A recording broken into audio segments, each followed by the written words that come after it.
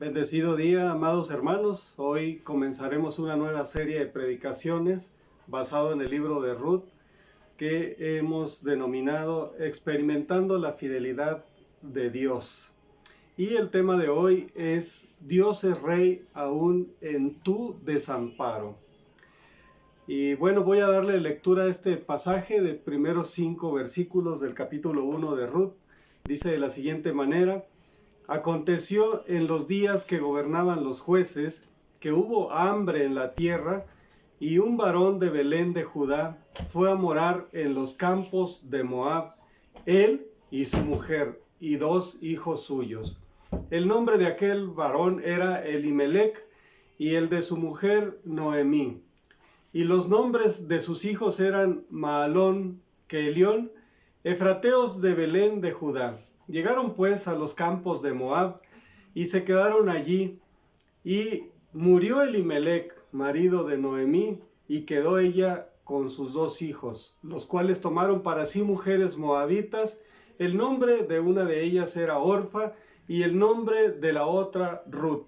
Y habitaron allí unos 10 años y murieron también los 2, Maalón, Kelión, quedando así la mujer desamparada con sus dos hijos y de su marido. En la introducción del contexto, el autor deja muy bien marcado el inicio de este libro con una intención para que nosotros comprendamos cuál es la causa fundamental de todo esto, que parece drama, pero en realidad se presenta como lo que es la realidad que se vive en el pueblo de Dios, en el reino de Dios, y aún en estos tiempos en los que recién comenzaba prácticamente la constitución nacional del pueblo de Dios, como lo era Israel. El pasaje comienza con este versículo que dice: en los días en los que gobernaban los jueces. Bueno, aquí encontramos el primer meollo del asunto. En los días en los que gobernaban los jueces. Es de suponerse que el pueblo de Israel tenía un gobierno teocrático, es decir, este gobierno estaba basado precisamente en Dios. Era Dios el que les gobernaba, era Dios el que les dirigía, era Dios su provisor, era Dios el que regulaba la vida de este pueblo. Sin embargo, Dios levantó a algunos de estos hombres que los usó en cierta manera para juzgar, para dirigir algunas de las cosas en su pueblo, pero él seguía siendo el rey. Él seguía teniendo el gobierno. Hasta ese punto todavía no se había establecido un rey. Recuerden ustedes que hubo un momento en el que se establece un rey por petición democrática. Allí comienza la democracia de Israel en algún sentido. Pero no, Dios todavía les había dicho: les cedo a ustedes el gobierno, el día o los días en los que gobernaban los jueces. Y básicamente algo que caracteriza a esta época de gobernabilidad de los jueces es que dice que cada quien hacía lo que le daba su gana, prácticamente, cada quien hacía lo que le placía. Ese es el contexto en el que se plantea esta historia de Ruth en el libro de Ruth, en el tiempo en el que gobernaban los jueces. Comienza pues hablando que salen de Belén. Ellos eran originarios de Belén y Belén significa casa de pan. Entonces el libro comienza con esta salida de esta familia, por lo que hoy denominamos al primer punto salida de casa de pan. El primer error que se comete aquí, porque esto, pues básicamente el autor deja ver algunos errores que el pueblo del Señor ha cometido a través de la historia, a través de miles de años, y que todavía el día de hoy se siguen cometiendo. El primer error que se comete aquí es la mentalidad sobre un Dios localista. El motivo de la salida de esta familia está basado prácticamente en una mentalidad de un Dios, el Dios de Israel. Como si Dios fuera el que gobernaba, el que proveía, el que dirigía solamente a Israel. Aunque el pueblo de Israel es exclusivo de Dios en algunos aspectos, que poco a poco iremos viendo aquí, no quiere decir que Dios es exclusivo de Israel.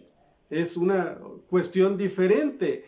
Entonces, ellos tenían una mentalidad localista, básicamente, en el que pensaban que si se acababan los recursos de Israel es porque se habían agotado tal vez las fuerzas de Dios. Entonces, ellos iban a morar a la tierra de otros dioses, en este caso a Moab. Moab, por cierto, significa desierto, significa la parte dura, difícil que pasó el pueblo de Israel para poder llegar a la tierra prometida.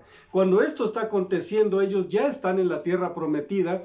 A ellos ya se les ha cumplido la promesa de parte de Dios de llevarlos hasta ese lugar donde fluye leche y miel, pero de pronto hay una hambruna, de pronto hay una escasez, y ellos probablemente pensaron, bueno, las fuerzas de Dios se agotaron, iremos a buscar a otros campos, a otras tierras, a otros dioses. Esa es una mentalidad localista que desafortunadamente puede ser vista, puede ser una patología en la iglesia del día de hoy, que no alcanzamos a ver la magnitud del poder de Dios, la magnitud del alcance del Dios que tenemos. Y estas personas que tienen esta clase de mentalidad a menudo se ven rebasadas por las dificultades, porque a veces son mayores las dificultades que el Dios que les gobierna. Ese es el problema de una mentalidad reducida, localista. Luego intentan algún cambio por iniciativa propia y dejan a Dios atrás. O sea, a veces en la implementación de cambios de su vida que deben ser positivos, por supuesto debemos cambiar, pero no debemos incluir en esos cambios a Dios. Más bien Dios nos incluye en cambios que Él hace de alguna manera. Entonces, cuando ellos dejan atrás a Dios, Ruth y Noemí, Elimelech, Noemí y sus dos hijos están dejando atrás a Dios, están dejando atrás su nación, sus campos, e incluso me atrevo a decir, están dejando atrás la escasez por la que a veces Dios hace pasar a su pueblo. Pero con ello están dejando atrás a Dios y están empacando sus problemas, los están metiendo en su equipaje. Ahorita vamos a ver por qué es que llevan sus equipajes con ellos y con ellos sus problemas. El segundo error que encontramos aquí en esa salida en perspectiva que tiene esta familia es que salieron solamente por un ciclo agrícola. Quiere decir, hubo escasez este año, la cosecha no se dio, saldremos pues a buscar comida al campo de Moab, pero regresaremos para el próximo ciclo. Pero no fue así. El autor menciona que se quedaron 10 años. 10 años. Si solamente iban por una temporada corta, el problema aquí fue que se quedaron 10 años. Este es un error tremendo. Cuando implementes algún cambio que requiera una movilidad solamente corta, por alguna estrategia o lo que tú quieras hacer, piensa bien el tiempo, defínelo y no te quedes más de lo que se ha establecido dentro de los parámetros de Dios. Recuerden que Moab era una ciudad idólatra, era una ciudad que adoraba a otros dioses. Es lo primero que establece Dios en sus mandamientos, que no va a admitir ninguna clase de competencia. Y ellos se acercan un poco a Moab, pero el punto y el problema es que se quedaron por 10 años. Es común hoy en día que aprovechando cualquier dificultad para el cristiano posmoderno, pensemos, me iré y me daré un rest, me daré un pequeño descanso, me salgo de la iglesia y me doy un pequeño descanso, y utilizamos cualquier pretexto, cualquier motivo, cualquier causa o cualquier circunstancia para llevar a cabo o tomar a cabo estas decisiones, y nos alejamos un poco de nuestra casa de pan. Y es allá donde comienzan las dificultades. Ese rest se convierte en una prodiguez, se convierte en un tiempo prolongado, y es allí donde básicamente comienzan las dificultades fuertes, comienzan los problemas. Y tenemos dos opciones ahí. Número uno, podemos aprender de los errores, aprender al año, aprender al término del ciclo agrícola o seguir de frente y experimentar esta tragedia o experimentar tragedia como sucede básicamente con esta familia de Elimelech, Noemí, que se mudaron, quisieron o pensaron estar un poco de tiempo, pero se quedaron por demasiado tiempo. Básicamente, el que anda entre la miel, algo se le pega. Bueno, Dios implementa una serie de disciplinas para con ellos. Lo primero que encontramos aquí en el segundo punto es la tragedia en la pagana Moab. Irónicamente, el autor describe como primer acontecimiento en la tragedia uno de los primeros acontecimientos, y tal vez el más importante, es la eliminación del más fuerte, que este era Elimelech. Elimelech quiere decir Dios es rey. Probablemente estemos interpretando a nivel conceptual esto, pero vale la pena que si lo vemos desde una perspectiva real, como una historia real, aprendamos que aún Dios, en los nombres de estas personas, básicamente lo que va a hacer es que nos va a hacer aprender a nosotros, nos va a enseñar. Él elimina de tajo al más fuerte, a Elimelech, que significa Dios es rey. Lo que sucede aquí es que se está ilustrando prácticamente lo primero que hizo esa familia. Al dejar su tierra, la tierra prometida. Si tú dejas la tierra prometida, estás intentando dejar al que te la prometió. Definitivamente, esto tiene lógica, esto tiene sentido. Es por eso que esto lo veo yo como el segundo error prácticamente fuerte dentro de lo que es la tragedia. Ellos pierden al más fuerte, Elimelech. Dios es rey. Esto significa, están intentando deshacerse del reinado de Dios. Y Dios básicamente se lo cumple. Esto es lo que intentamos conceptualizar con ese nombre de Elimelech. Ya había sucedido o estaba sucediendo por suceder algo similar. Este es un pensamiento de una sola familia.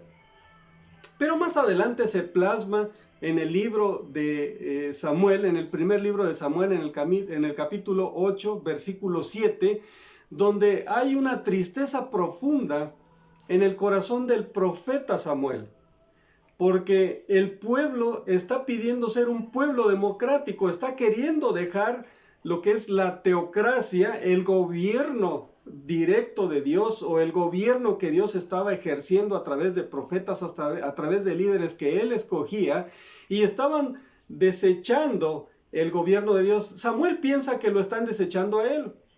Sin embargo, Dios le dice, no es así.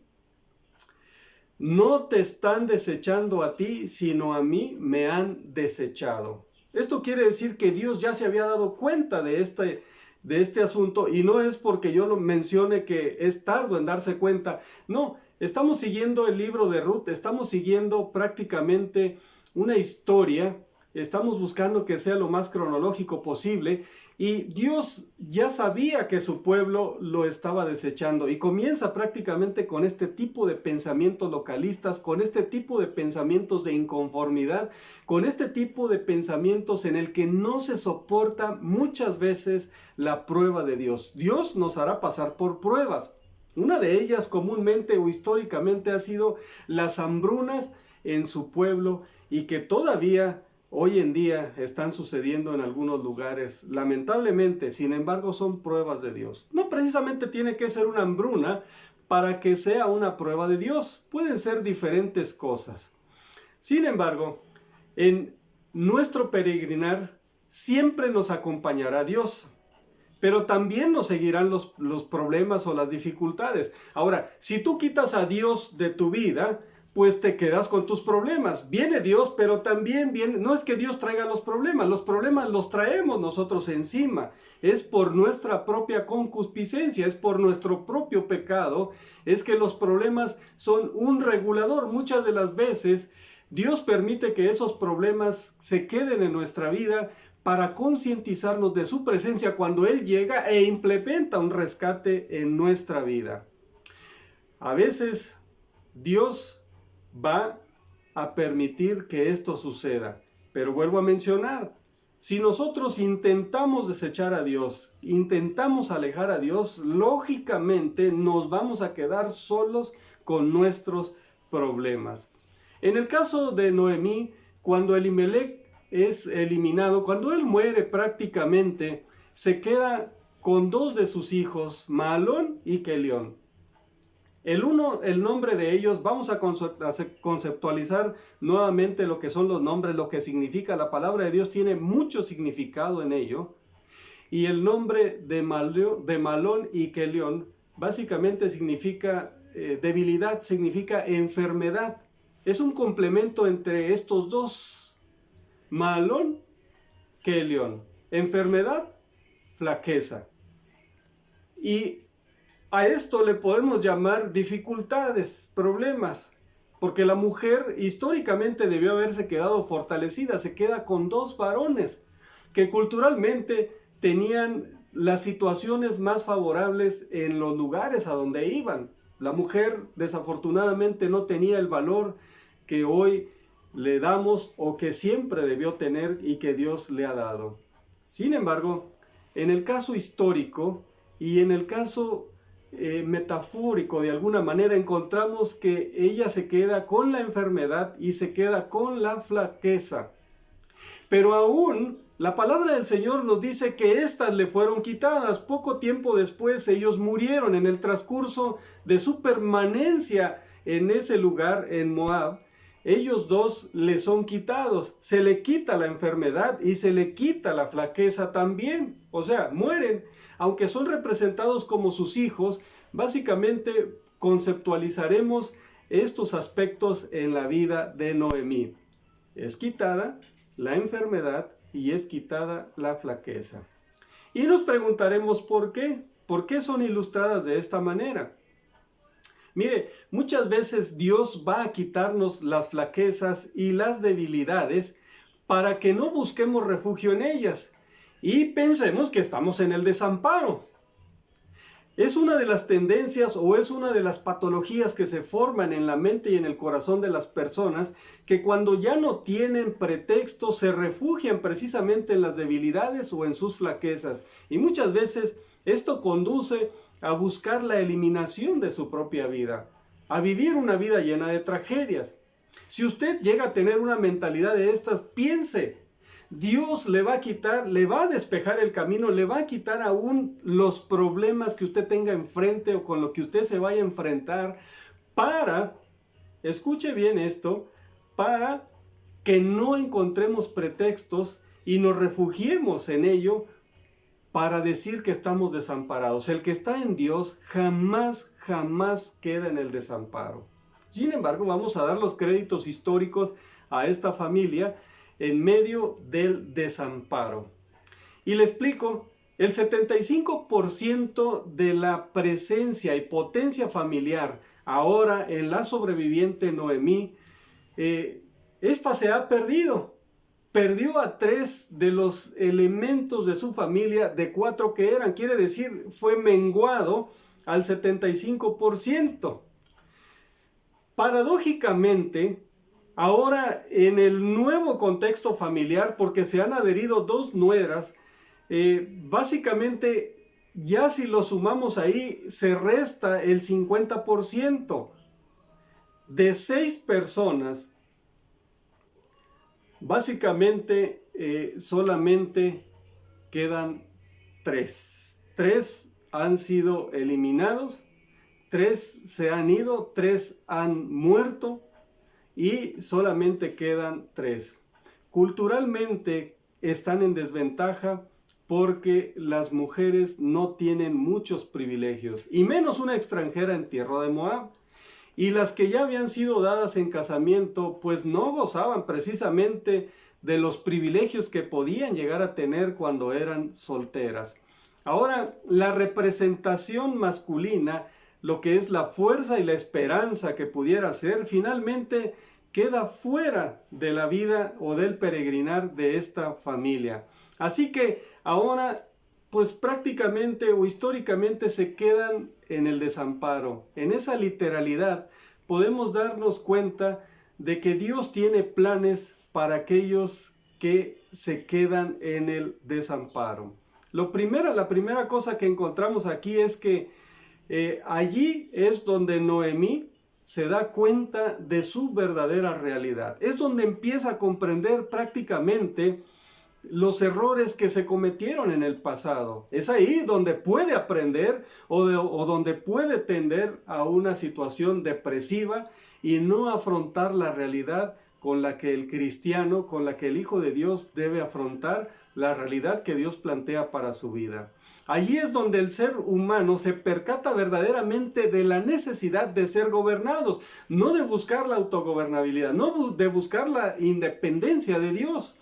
Podemos buscar la independencia del pecado, pero nunca la independencia de Dios. Nosotros seremos dependientes de Dios aún en la prosperidad y aún en la escasez. Ahí Dios prácticamente siempre nos gobernará. El hecho de que se terminen que se vacíen los graneros, que se vacíe el refrigerador, hablando en el contexto moderno, posmoderno, no quiere decir que Dios nos ha abandonado. Los jueces dejaron de ser jueces, pero Dios sigue siendo tu rey aún en estos tiempos difíciles. Dejaron de ser los jueces, dejaron de gobernar, terminaron prácticamente en el periodo que Dios les había establecido, pero Dios hasta el día de hoy y por la eternidad sigue siendo rey, aún en los tiempos complicados. Concluimos pues de la siguiente manera: por decisiones propias, a veces nosotros salimos de casa de pan. ¿Y cuál es tu casa de pan? Es el lugar donde Dios te ha puesto. Esta referencia puede ser directamente a tu trabajo, puede ser directamente a tu hogar, puede ser directamente a tu país o puede ser directamente, lo que sí creo y afirmo es que puede ser relacionada directamente con tu iglesia, con tu congregación, que muchas de las veces, pretextando cualquier cosa que puede ser pequeña o puede ser mayor según nuestro concepto, nosotros intentaremos dejar nuestra casa de pan. En consecuencia, Dios permite que las fuerzas tuyas mengüen hasta tocar fondo. Pero si eres de Dios, básicamente, aún allí serás rescatado. La historia bíblica nos dice que Dios muchas veces nos deja tocar fondo, que experimentemos la sed para luego saciarnos con su gracia de manera completa. Date tiempo suficiente para meditar y averiguar si el lugar donde estás ahora es Moab o es Belén. Esto quiere decir tiempo de prueba o casa de pan. Sea cual sea tu conclusión, en cualquiera de los dos aspectos es que tú y yo podemos estar el día de hoy en medio de una prueba o en medio de la abundancia donde experimentamos plenamente la gracia de Dios. Y sea cual sea tu conclusión, Jesús sigue siendo tu rey en cualquiera de estas dos circunstancias y no te va a abandonar. Te va a traer a su regazo, te va a bendecir, te va a guardar, te va a proteger. Nos hará entender que Él sigue siendo rey aún en medio de las dificultades. Vamos a orar hoy en este día dando gracias a Dios por su palabra. Padre, muchas gracias porque nos permites gozar de tu gracia, de tu compañía, de tu bendición, en cualquiera de las circunstancias que estemos nosotros, ya sea en prueba, ya sea en adversidad o ya sea en medio de la abundancia. Ayúdanos a entender que en medio de todas estas situaciones, tú sigues siendo el Rey de nuestra vida. Muchas gracias. Gracias, Señor Jesucristo. En tu nombre oramos el día de hoy. Amén y amén. Dios les bendiga, amados hermanos.